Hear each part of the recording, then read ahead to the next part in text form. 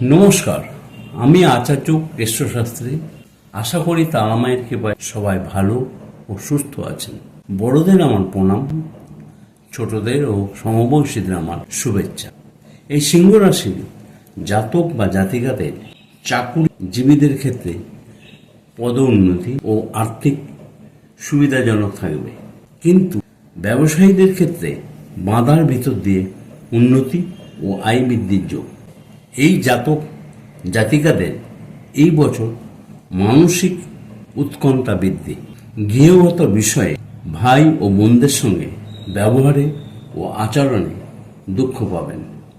স্পষ্ট কথা বলার জন্য শত্রু বৃদ্ধি, বন্ধু বান্ধব সঠিক নির্বাচনে অভাবের ফলে দুঃখের কারণ হতে পারে। সন্তানের ব্যবহারে মনে আঘাত পেতে পারেন।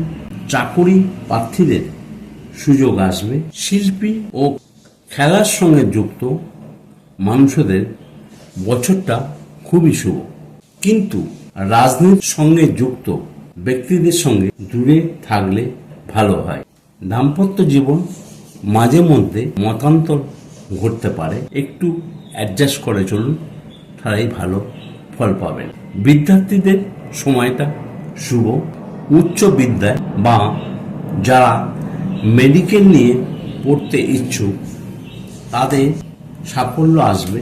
গলা ব্যথা, প্রেশার সংক্রান্ত, কিডনি, অম্বল, গ্যাস ও শ্বাস প্রশ্বাসে কষ্টের সম্ভাবনা থাকবে।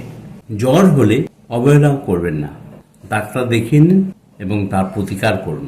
জমি বা ফ্ল্যাট হবার সম্ভাবনা থাকবে, বা এর সঙ্গে যুক্ত মানুষদের অর্থকরী আসার সুযোগ আসবে। এছাড়া এই রাশির অন্যান্য ক্ষেত্রে অর্থকরী আসার সুযোগ থাকবে। পরের দিন আমি কন্যা রাশি সম্বন্ধে বলবো, আপনারা শুনতে থাকুন। সবাই ভালো ও সুস্থ থাকুন এই কামনা করি। ধন্যবাদ।